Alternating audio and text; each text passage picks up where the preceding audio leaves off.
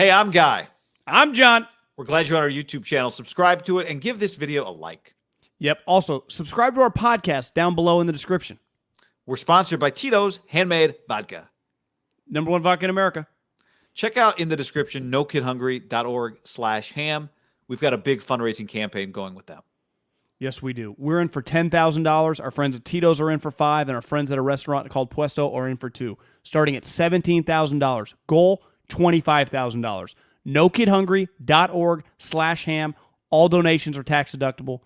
Anything you can do to help, we greatly appreciate it. What Deebo said post-game is pretty welcome, because to see him walking around, towel on his head, no helmet. When he went down, I thought Achilles or ACL.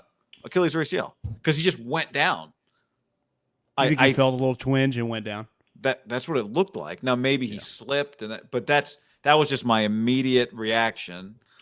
Then you could kind of see he walked off, and Bosa kind of said something to him, and it looked like somebody asked Bosa, and Bosa had a diagnosis. And then he's standing there and he's not coming back, but he's also, not going straight to the locker room. This has been an issue before, and I have worried about his usage, particularly as a running back. Whether or not that's what happened, I don't know. I don't know that we can blame his usage, his high usage. He only had 1 catch, and he only had 6 carries. His usage wasn't that high on paper, but it felt high. But anytime you get a non-contact, it is scary.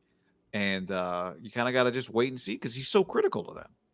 I think the one thing scary about him is that last year, and he had this year, the calf, remember, was an issue, and I think a hamstring. It has just been, they're not issues for me and you. They're for some of these finely tuned athletes. The hamstrings, the calves, the groins, those type things are it's just something to be aware of with Deebo, Mm-hmm. For a guy that's, been, like, his durability, he's not breaking legs or tearing ACLs, but it is these things. And, you saw it with Greenlaw today.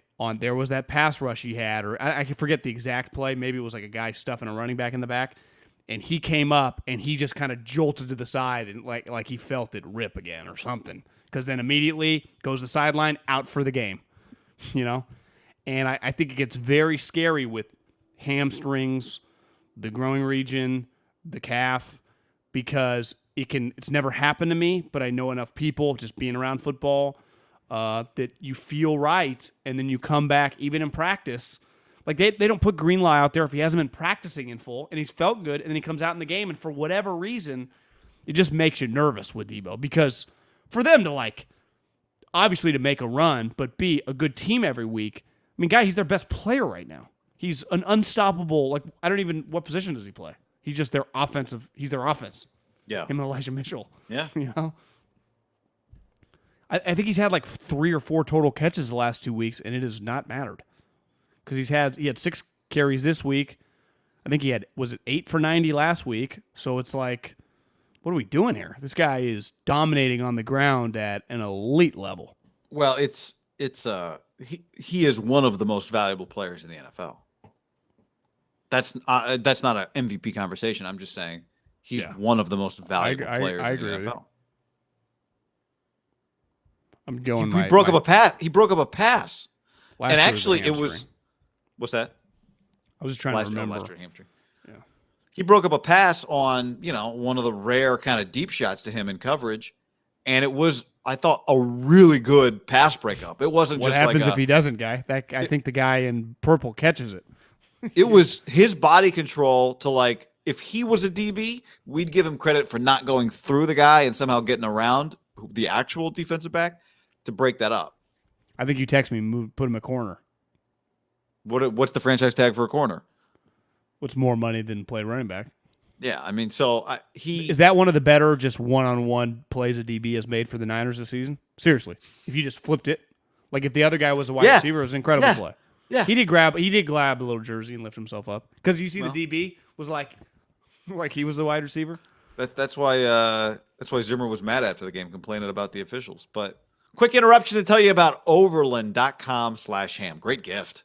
Yep, free shipping, free returns. Overland.com/ham. Best slippers I've ever had, Guy. I think the scoreboard being on your side. What if they were down 8 points when that happens? I think that's a pretty big kick in the dick. Because you were riding him. Again, his stats don't, but he's like become their Derrick Henry.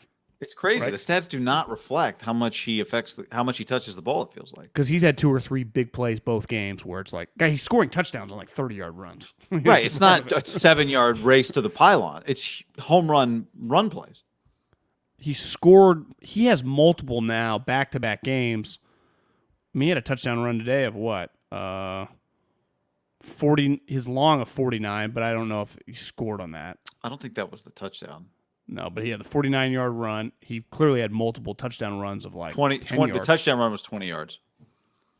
How many running backs get 20-yard touchdown runs on a given week in the NFL? Like, that's 20-yard run in the NFL for a touchdown is a sweet run, right? I mean, a 10-yard run in the NFL looks like when Elijah Mitchell gets a 9-yard carry, that looks sweet. Yeah. Because you're starting 5 yards behind the line of scrimmage. You're covering a lot of ground. So a 49-yard run when you're in the shotgun, think how long that run is for him. And his runs are also not A-gap runs. Like, he's hitting kind of sweeps. Right. Pretty sweet plays, too. The one with Elijah Mitchell blocking, that was sweet. So he had his second one was a shorter run, if I remember correctly. Because remember, it was like Jimmy, Elijah on his left, Deebo on his right. They handed it to Deebo, and Elijah led block. And they gave him some credit on the TV broadcast. He just kind of ran into somebody. But it was like, that's a cool play. It is. They've done a lot of really – Kyle, to go back to Kyle earlier, they've done a lot of really creative things. And they have some of the most unique players. Kittle's unique, obviously. Juszczyk is unique. Deebo's very unique. And they know how to use them, which I don't think every coach would know how to do. But, again, Deebo, part of this whole thing is built on Deebo. Deebo creates a lot of other opportunities. I think they are very, very lucky. If you turn Deebo into Justin Jefferson, it would be it'd be harder for the Niners with the Jimmy Garoppolo. I think Deebo is so valuable to him because they can just hand him the fucking ball. If he was just like Devontae Adams, they just would not be able to feed him the rock because their quarterback doesn't play like that. So now he's gotten all these, he's gotten 14 touches the last 2 weeks on the ground for basically, I think it was 88 yards last week, 60. I mean, he's over like 160 yards back, total 2 weeks in a row because they literally Jimmy just has to hand him the ball. That is a huge, like for Kirk to get Justin Jefferson the ball, he has to complete it 30, 40, 20, 30 yards down the field. That'd be a problem for Jimmy. So, I mean, they're lucky and they get credit. They drafted him. They loved him at the Senior Bowl. They are very, very lucky to have Deebo's skill set on their team with this team, right? Because the guys I'm listing, like Keenan Allen, all these guys that are just like elite receivers, I don't think they would be that good with Jimmy. No, it's perfect. The question is, can you? And I do think you can. Can he be that other type of guy that makes plays down the field in the pass game? We haven't really gotten to see it much. I think we'll learn one day when Five becomes a quarterback. Yeah, it's probably not outside stuff, right? It's over the middle of the field. But he had a couple plays this year on the post route. And yeah. Feels more Ayuk's speed guy. Might be those might be contested catches, which is fine. He makes those plays. It's also hard to tell. Kyle just does not call plays outside the numbers down the sideline. That's just they do not do that. He called one play outside the numbers early in the game, and it was almost or I guess a little later. It was after the first pick. It was almost a pick again. It was a third down throw. Are you talking about the one Deebo broke up? No. I'm talking about not a downfield throw, but an outside the numbers throw to the left. I'm just talking about like go routes. Like they don't really throw go routes with Jimmy Garoppolo. And you know why that Deebo play? I don't think they trust Jimmy Garoppolo to hit that play, and they shouldn't. So you have plays in the playbook that Kyle clearly just scraps. And he's lucky that he's able to and this is where he gets credit as a coach, and this is where Deebo gets credit as just a star player, that he's able to do these other things. Right? Like part of it is like, we need this other guy to play point guard today. Steph's like, cool, I'll just play shooting guard and run around. Right? Like, the more you can do, we say that a lot, like, the more you bring to the table as an offensive player. Like, part of what makes Juszczyk, you'd be like, are they really going to give Juszczyk another $25 million contract? Well, yeah.